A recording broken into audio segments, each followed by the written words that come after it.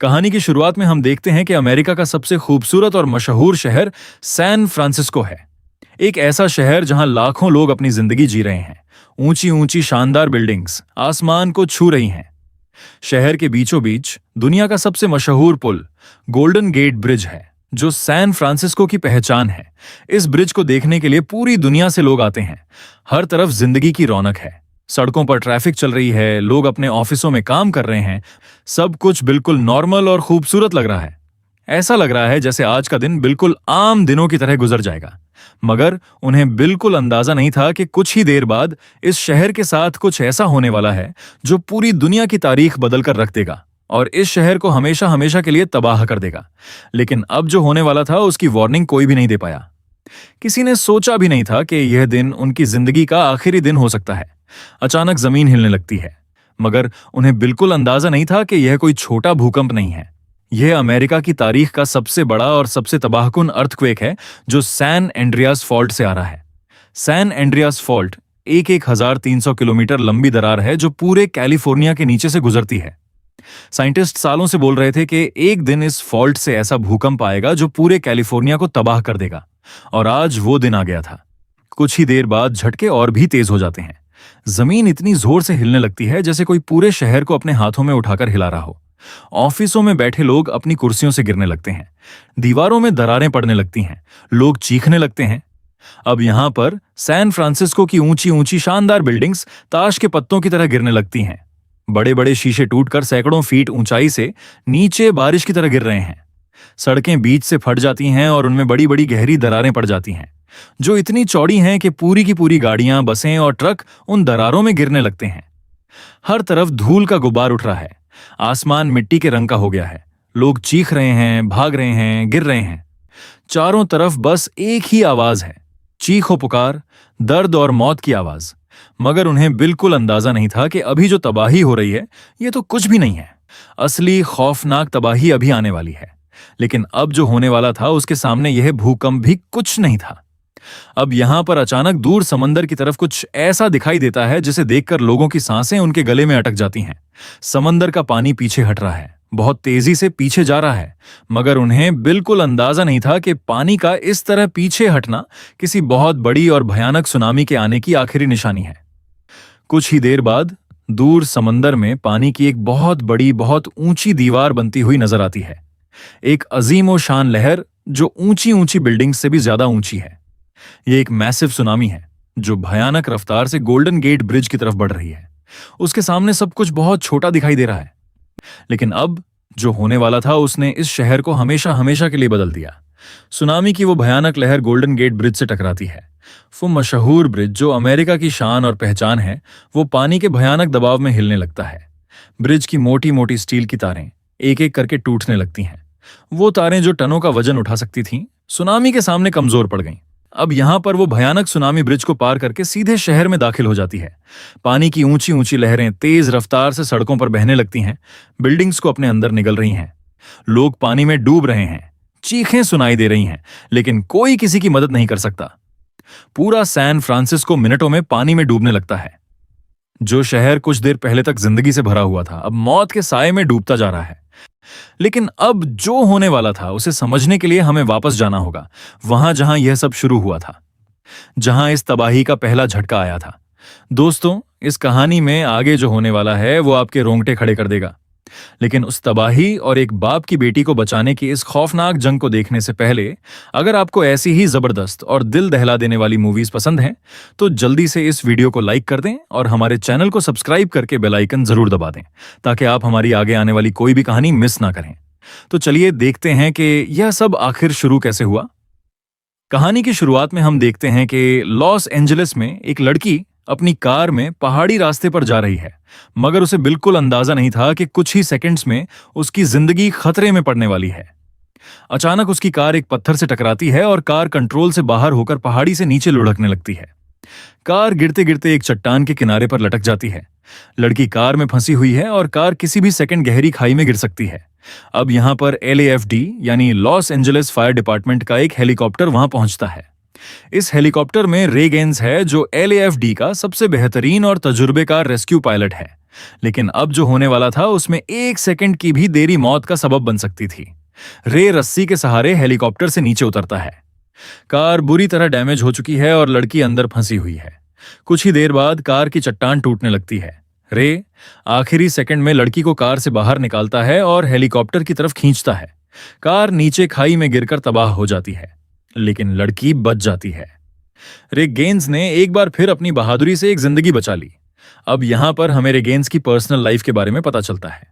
रे एक बहुत ही बहादुर और मजबूत आदमी है, मगर उसे बिल्कुल अंदाजा नहीं था कि उसकी जिंदगी कितनी बिखरी हुई है। रे की वाइफ एम्मा उससे तलाक ले रही है। उनकी एक जवान और खूबसूरत बेटी है जिसका नाम ब्लैक है। रे और एम्मा की शादी कई साल पहले टूटने लगी थी।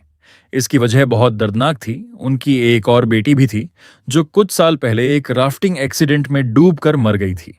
रे उसे बचा नहीं पाया था और इस बात ने रे को अंदर से तोड़कर रख दिया। कुछ ही देर बाद हमें पता चलता है कि एम्मा अब एक नए आदमी के साथ रह रही हैं। उसका नाम है डैनियल रिडिक। डैनियल एक बहुत ही अमीर रियल एस्टेट डेवलपर है। उसने पूरे कैलिफोर्निया में बड़ी बड़ी बिल्डिंग्स बनाई हैं। एम्मा डैनियल के साथ उसकी शानदार हवेली में शिफ्ट हो रही है, लेकिन अब जो होने वाला था उसने इस रिश्ते की असलियत सामने ला दी। अब यहां पर रे की बेटी ब्लैक कॉलेज जाने वाली है। रे ने प्लान किया था कि वो ब्लैक को खुद ड्राइव करके कॉलेज छोड़ेगा ताकि बाप बेटी कुछ वक्त साथ गुजार सकें, मगर उसे बिल्कुल अंदाजा नहीं था कि एम्मा ने प्लान बदल दिया है। एम्मा रे को बताती है कि डैनियल ब्लैक को अपने प्राइवेट जेट में सैन फ्रांसिस्को ले जाएगा। रे को यह सुनकर बहुत बुरा लगता है, लेकिन वो कुछ नहीं कहता। वो अपनी बेटी से बहुत प्यार करता है और नहीं चाहता कि उसकी वजह से ब्लैक परेशान हो। कुछ ही देर बाद ब्लैक डैनियल के साथ सैन फ्रांसिस्को पहुंच जाती है। वहां ब्लैक की मुलाकात बेन टेलर नाम के एक ब्रिटिश लड़के से होती है। बेन एक इंजीनियर है जो अपने छोटे भाई ऑली के साथ सैन फ्रांसिस्को में जॉब इंटरव्यू के लिए आया है। बेन और ब्लैक की पहली मुलाकात डैनियल की बिल्डिंग की लॉबी में होती है। बेन ब्लैक को देखकर उस पर फिदा हो जाता है, मगर उन्हें बिल्कुल अंदाजा नहीं था कि कुछ ही घंटों बाद ये तीनों मिलकर अपनी जिंदगी की सबसे बड़ी लड़ाई लड़ रहे होंगे। अब यहां पर कहानी में एक बहुत ही जरूरी कैरेक्टर की एंट्री होती है। डॉक्टर लॉरेंस हेज, जो कैलटेक यूनिवर्सिटी में एक सीज्मोलॉजिस्ट है, यानी वो भूकंप की स्टडी करता है। डॉक्टर हेज और उसका पार्टनर डॉक्टर किम पार्क पिछले कई सालों से एक ऐसा सिस्टम बनाने पर काम कर रहे थे जो भूकंप को आने से पहले प्रिडिक्ट कर सके, लेकिन अब जो होने वाला था उसने उनकी पूरी रिसर्च को सच साबित कर दिया। कुछ ही देर बाद डॉक्टर हेज और डॉक्टर किम पार्क हूवर डैम पर अपने इक्विपमेंट को टेस्ट करने जाते हैं। हूवर डैम अमेरिका के सबसे बड़े डैम्स में से एक है।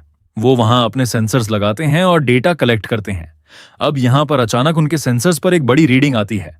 डॉक्टर किम पार्क को लगता है कि शायद कोई छोटा सा भूकंप आने वाला है, मगर उन्हें बिल्कुल अंदाजा नहीं था कि यह कोई छोटा भूकंप नहीं बल्कि कुछ बहुत ही बड़ा होने वाला है।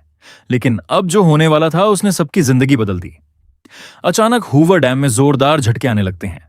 जमीन हिलने लगती है। डैम की दीवारों में बड़ी बड़ी दरारें पड़ने लगती हैं। लोग चीखते हुए भागने लगते हैं। कुछ ही देर बाद हूवर डैम टूट जाता है और पानी का एक भयानक सैलाब नीचे की तरफ बहने लगता है। अब यहां पर डॉक्टर किम पार्क लोगों को बचाने की कोशिश करता है। वो एक छोटी बच्ची को बचाता है, उसे सेफ जगह पर पहुंचाता है, मगर उसे बिल्कुल अंदाजा नहीं था कि खुद उसकी जिंदगी खतरे में है। जमीन उसके पैरों के नीचे से खिसक जाती है और डॉक्टर किम पार्क गिरकर मारा जाता है। डॉक्टर हेज अपने पार्टनर की मौत देखकर तबाह हो जाता है, लेकिन अब जो होने वाला था उसने डॉक्टर हेज को और भी ज्यादा डरा दिया। उसने अपने डेटा को चेक किया और उसे पता चला कि हूवर डैम पर आया भूकंप तो सिर्फ शुरुआत थी। असली तबाही अभी आने वाली है। सैन एंड्रियास फॉल्ट, जो कैलिफोर्निया के नीचे से गुजरता है, वो पूरी तरह एक्टिव हो चुका है। इसका मतलब यह था कि एक बहुत ही बड़ा भूकंप पहले लॉस एंजलिस और फिर सैन फ्रांसिस्को को तबाह करने वाला है। अब यहां पर डॉक्टर हेज, उसे पूरा यकीन हो जाता है कि एक बहुत बड़ा भूकंप आने वाला है, मगर उन्हें बिल्कुल अंदाजा नहीं था कि यह भूकंप कितनी जल्दी आने वाला है। डॉक्टर हेज फौरन मीडिया से संपर्क करता है और लोगों को वार्निंग देने की कोशिश करता है, लेकिन अब जो होने वाला था उसके लिए वक्त बहुत कम था। कुछ ही देर बाद लॉस एंजलिस में अचानक जमीन हिलने लगती है, मगर उन्हें बिल्कुल अंदाजा नहीं था कि यह झटके किसी बड़ी तबाही की शुरुआत है। अब यहां पर अचानक जमीन जोर से हिलती है। रिक्टर स्केल पर 9.1 मैग्नीट्यूड का भूकंप रिकॉर्ड होता है। यह अमेरिका की तारीख का सबसे बड़ा भूकंप था, लेकिन अब जो होने वाला था वो कयामत का मंजर था। लॉस एंजलिस की ऊंची ऊंची बिल्डिंग्स हिलने लगती हैं। शीशे टूटकर नीचे गिरने लगते हैं। सड़कें बीच से फट जाती हैं, जमीन में बड़ी बड़ी दरारें पड़ जाती हैं। गाड़ियां, बसें और ट्रक उन दरारों में गिरने लगते हैं। पूरा शहर ऐसे हिल रहा था जैसे कोई उसे जड़ से उखाड़ना चाहता हो। अब यहां पर एम्मा, रे की एक्स वाइफ, डैनियल की एक ऊंची बिल्डिंग में लंच कर रही होती है। जैसे ही भूकंप आता है, पूरी बिल्डिंग जोर से हिलने लगती है। चारों तरफ शीशे टूट रहे हैं, फर्नीचर इधर उधर गिर रहा है, लोग चीखते हुए भाग रहे हैं। मगर उसे बिल्कुल अंदाजा नहीं था कि इस बिल्डिंग से बाहर निकलने का कोई रास्ता नहीं बचा है। सीढ़ियां टूट चुकी हैं, लिफ्ट बंद हो चुकी है। एम्मा फंस जाती है। कुछ ही देर बाद एम्मा किसी तरह से बिल्डिंग की छत तक पहुंचती है, लेकिन अब जो होने वाला था उसने एम्मा की जान खतरे में डाल दी। बिल्डिंग और तेजी से हिलने लगती है। चारों तरफ की बिल्डिंग्स गिरने लगती हैं। एम्मा के पैरों के नीचे की छत भी टूटने लगती है। कुछ ही देर बाद रे एम्मा की बिल्डिंग के ऊपर पहुंच जाता है। बिल्डिंग गिरने के कगार पर है, लेकिन अब जो होने वाला था उसमें 1 सेकंड की भी देरी मौत का सबब बन सकती थी। रे हेलीकॉप्टर को बिल्डिंग की छत के बिल्कुल ऊपर ले जाता है। एम्मा छत पर खड़ी है और बिल्डिंग उसके नीचे टूट रही है। रे ने हेलीकॉप्टर से रस्सी नीचे फेंकी। अब यहां पर एम्मा रस्सी पकड़ती है और रे उसे ऊपर खींचता है। आखिरी सेकंड में एम्मा हेलीकॉप्टर में आ जाती है और बिल्डिंग उसकी आंखों के सामने जमीन पर गिरकर ढह जाती है। एम्मा बच जाती है, मगर उन्हें बिल्कुल अंदाजा नहीं था कि उनकी बेटी ब्लैक सैन फ्रांसिस्को में है और वहां भी भूकंप आने वाला है। अब यहां पर कहानी सैन फ्रांसिस्को में जाती है, जहां ब्लैक डैनियल के साथ, मगर उन्हें बिल्कुल अंदाजा नहीं था कि कुछ ही मिनटों में यहां तबाही आने वाली है। कुछ ही देर बाद अचानक जमीन हिलने लगती है। सैन फ्रांसिस्को में भयानक भूकंप आ जाता है। बिल्डिंग्स हिलने लगती हैं, शीशे टूटने लगते हैं, सड़कें फटने लगती हैं। अब यहां पर ब्लैक डैनियल की कार में फंस जाती है। पार्किंग एरिया ठहरा है और कंक्रीट के बड़े बड़े टुकड़े कार पर गिरने लगते हैं। ब्लैक की टांगें कार की सीट और डैशबोर्ड के बीच में दब जाती हैं। वो हिल भी नहीं पा रही। लेकिन अब जो होने वाला था उसने ब्लैक का दिल तोड़ दिया। ब्लैक चिल्लाती है, डैनियल प्लीज मेरी मदद करो, मैं फंस गई हूं। मगर उन्हें बिल्कुल अंदाजा नहीं था कि डैनियल वो करेगा जो उन्होंने कभी सोचा भी नहीं था। डैनियल ब्लैक को फंसी हुई देखता है, एक पल के लिए रुकता है और फिर अपनी जान बचाने के लिए भाग जाता है। वो ब्लैक को वहीं फंसा हुआ छोड़कर चला जाता है। ब्लैक की आंखों में आंसू आ जाते हैं। उसे यकीन नहीं हो रहा कि जिस आदमी पर उसकी मां ने भरोसा किया वो इतना कायर निकला। अब यहां पर बेन और ओली, जो बिल्डिंग की लॉबी में थे, वो ब्लैक की चीखें सुनते हैं। बेन बिना 1 सेकंड सोचे पार्किंग एरिया में भागता है। बेन ब्लैक को कार में फंसा हुआ देखता है, लेकिन अब जो होने वाला था उसने बेन की बहादुरी की असल परीक्षा ले ली। बेन ने जैक का इस्तेमाल करके कार की सीट को पीछे धकेला और ब्लैक की टांगें आजाद की। वो ब्लैक को कार से बाहर निकालता है। ब्लैक मुश्किल से चल पा रही है, लेकिन बेन और ओली उसे सहारा देकर बाहर ले जाते हैं। मगर उन्हें बिल्कुल अंदाजा नहीं था कि यह सिर्फ शुरुआत है, अभी और भी बहुत कुछ होने वाला है। अब यहां पर रे और एम्मा अपनी बेटी ब्लैक को बचाने के लिए सैन फ्रांसिस्को की तरफ निकल पड़ते हैं। रे ने अपना LAFD हेलीकॉप्टर सैन फ्रांसिस्को की तरफ मोड़ दिया, मगर उन्हें बिल्कुल अंदाजा नहीं था कि वहां पहुंचना इतना आसान नहीं होगा। रास्ते में इंजन में खराबी आ जाती है और हेलीकॉप्टर क्रैश हो जाता है। दोनों किसी तरह बच जाते हैं। कुछ ही देर बाद रे एक दुकान से एक ट्रक लेता है और वो दोनों सड़क के रास्ते सैन फ्रांसिस्को जाने लगते हैं। लेकिन अब जो होने वाला था उसने उन्हें रुकने पर मजबूर कर दिया। सड़कें पूरी तरह तबाह हो चुकी हैं। बड़ी बड़ी दरारें पड़ी हुई हैं। आगे जाने का कोई रास्ता नहीं बचा। अब यहां पर रे को एक एयरपोर्ट पर एक छोटा सा प्लेन मिल जाता है। दोनों उस प्लेन में बैठकर सैन फ्रांसिस्को की तरफ उड़ते हैं। मगर उन्हें बिल्कुल अंदाजा नहीं था कि सैन फ्रांसिस्को में और भी बड़ा भूकंप आ चुका है। कुछ ही देर बाद जब वो सैन फ्रांसिस्को के ऊपर पहुंचते हैं तो वहां का मंजर देखकर उनकी आंखें फटी की फटी रह जाती हैं। पूरा शहर तबाह हो चुका है। बिल्डिंग्स गिरी पड़ी हैं, सड़कें टूटी हुई हैं, हर तरफ आग लगी हुई है। लेकिन अब जो होने वाला था उसने मामले को और भी ज्यादा मुश्किल बना दिया। प्लेन का ईंधन खत्म हो जाता है और प्लेन नीचे गिरने लगता है। अब यहां पर रे फौरन एक्शन लेता है। दोनों प्लेन से पैराशूट के साथ कूद जाते हैं। रे और एम्मा पैराशूट के सहारे AT&T पार्क स्टेडियम में लैंड करते हैं। कुछ ही देर बाद उन्हें वहां एक मोटर बोट मिल जाती है। रे उस बोट में बैठकर सैन फ्रांसिस्को की तबाहशुदा सड़कों पर, जो अब पानी से भरी हुई हैं, ब्लैक को ढूंढने निकलता है। मगर उन्हें बिल्कुल अंदाजा नहीं था कि ब्लैक अभी कहां है और किस हालत में है। रे ने पहले ही ब्लैक को सिखा रखा था कि अगर कोई इमरजेंसी हो तो एक खास जगह पर मिलना। लेकिन क्या ब्लैक वहां तक पहुंच पाएगी? इधर ब्लैक, बेन और ओली ने मिलकर एक प्लान बनाया था। उसने इलेक्ट्रॉनिक्स स्टोर से एक सैटेलाइट फोन लिया और अपने पापा को मैसेज भेजा कि वो कहां है। लेकिन अब जो होने वाला था उसने सबकी जिंदगी खतरे में डाल दी। अब यहां पर डॉक्टर हेड्स अपनी लैब से एक और भयानक खबर देता है। वो टीवी पर आकर चिल्लाता है, सुनो सब, भूकंप की वजह से समंदर में एक मैसिव सुनामी पैदा हो चुकी है। यह सुनामी सीधा सैन फ्रांसिस्को की तरफ आ रही है। जो भी सैन फ्रांसिस्को में है वो फौरन ऊंची जगह पर चला जाए। मगर शहर में मौजूद लोगों को बिल्कुल अंदाजा नहीं था कि अब सिर्फ भूकंप ही नहीं बल्कि पानी का तूफान भी उनकी जान लेने आ रहा है। कुछ ही देर बाद समंदर का पानी तेजी से पीछे हटने लगता है। लेकिन अब जो होने वाला था वो देखकर हर किसी की सांसें रुक जाती हैं। दूर समंदर में पानी की एक बहुत बड़ी दीवार बनती है और तेज रफ्तार से गोल्डन गेट ब्रिज की तरफ बढ़ने लगती है। अब यहां पर सुनामी की लहर गोल्डन गेट ब्रिज से टकराती है। उस ब्रिज पर सैकड़ों गाड़ियां और लोग मौजूद हैं। पानी की ताकत इतनी ज्यादा है कि ब्रिज की मोटी मोटी स्टील की तारें टूटने लगती हैं। ब्रिज हिलता है और उस पर मौजूद गाड़ियां पानी में बह जाती हैं। मगर उन्हें बिल्कुल अंदाजा नहीं था कि यह सुनामी ब्रिज को पार करके सीधे शहर में आने वाली है। कुछ ही देर बाद सुनामी की भयानक लहर शहर में दाखिल हो जाती है। पानी तेजी से सड़कों पर बहने लगता है। बिल्डिंग्स पानी में डूबने लगती हैं। गाड़ियां, बसें, सब पानी में बह रहे हैं। लेकिन अब जो होने वाला था उसने ब्लैक बेन और ओली की जिंदगी खतरे में डाल दी। अब यहां पर ब्लैक बेन और ओली एक ऊंची बिल्डिंग में पनाह ले चुके हैं। मगर उन्हें बिल्कुल अंदाजा नहीं था कि पानी ऊपर तक आने वाला है। कुछ ही देर बाद पानी का बहाव इतना तेज हो जाता है कि बिल्डिंग की दीवारें टूटने लगती हैं। पानी अंदर आने लगता है। ब्लैक पानी में फंस जाती है। पानी उसके सर के ऊपर से गुजरने लगता है। बेन ने ब्लैक को पानी से बाहर निकालने की पूरी कोशिश की, मगर उन्हें बिल्कुल अंदाजा नहीं था कि ब्लैक ने सांस लेना बंद कर दिया है। ब्लैक की आंखें बंद हैं। उसकी बॉडी ठंडी पड़ चुकी है। लेकिन अब जो होने वाला था उसने पूरी कहानी बदल दी। अब यहां पर रे और एम्मा अपनी बोट में ब्लैक की बिल्डिंग तक पहुंच जाते हैं। रे पानी में कूदता है और तैरते हुए बिल्डिंग के अंदर जाता है। वो ब्लैक को ढूंढता है। कुछ ही देर बाद रे ब्लैक तक पहुंचता है, लेकिन ब्लैक बेहोश पड़ी है और उसकी सांसें बंद हैं। रे उसे उठाकर छत तक लाता है, मगर उन्हें बिल्कुल अंदाजा नहीं था कि अब वक्त बहुत कम है। वो उसके सीने पर जोर जोर से दबाता है। एम्मा रो रही है। बेन और ओली डरे हुए खड़े हैं। रे बार बार कह रहा है, ब्लैक आंखें खोलो, पापा आ गए हैं, प्लीज बेटा, मैंने एक बार एक बेटी को खोया है, दोबारा नहीं खोऊंगा। अब यहां पर रे की आंखों से आंसू बह रहे हैं। उसे अपनी दूसरी बेटी की मौत याद आ रही है, जिसे वो बचा नहीं पाया था। इस बार वो हार मानने को तैयार नहीं है।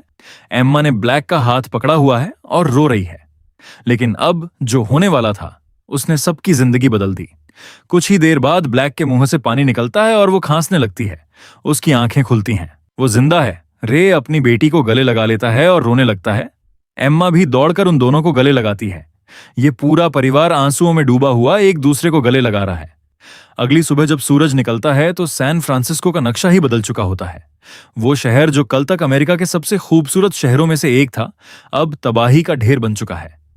बिल्डिंग्स गिरी पड़ी हैं, सड़कें पानी में डूबी हुई हैं, गोल्डन गेट ब्रिज टूटा पड़ा है। हर तरफ रेस्क्यू हेलीकॉप्टर उड़ रहे हैं और लोग मदद मांग रहे हैं। अब यहां पर रे, एम्मा, ब्लैक बेन और ओली सब सेफ हैं। ये सब एक ऊंची जगह पर खड़े नीचे तबाह शहर को देख रहे हैं। एम्मा रे की तरफ देखती है और कहती है, अब हम क्या करेंगे? रे मुस्कुराता है और कहता है, हम दोबारा शुरू करेंगे, सब कुछ दोबारा बनाएंगे। लेकिन इस सब तबाही के बाद एक बात साफ हो गई थी कि कुदरत के सामने इंसान कितना भी बड़ा हो, वो बहुत छोटा है। और इसी दिल को छू लेने वाले और रोंगटे खड़े कर देने वाले मैसेज के साथ ये कहानी यहीं पर खत्म हो जाती है। दोस्तों, अगर ये कहानी आपके दिल को छू गई हो तो कमेंट सेक्शन में जरूर बताना कि अगर आप इस भूकंप और सुनामी वाली सिचुएशन में होते तो अपनी जान कैसे बचाते, और आपको इस फिल्म का कौन सा सीन सबसे ज्यादा खौफनाक लगा। वीडियो पसंद आई हो तो लाइक जरूर करें और चैनल को सब्सक्राइब करना बिल्कुल मत भूलना। मिलते हैं ऐसी ही एक और जबरदस्त और दिल दहला देने वाली मूवी के साथ।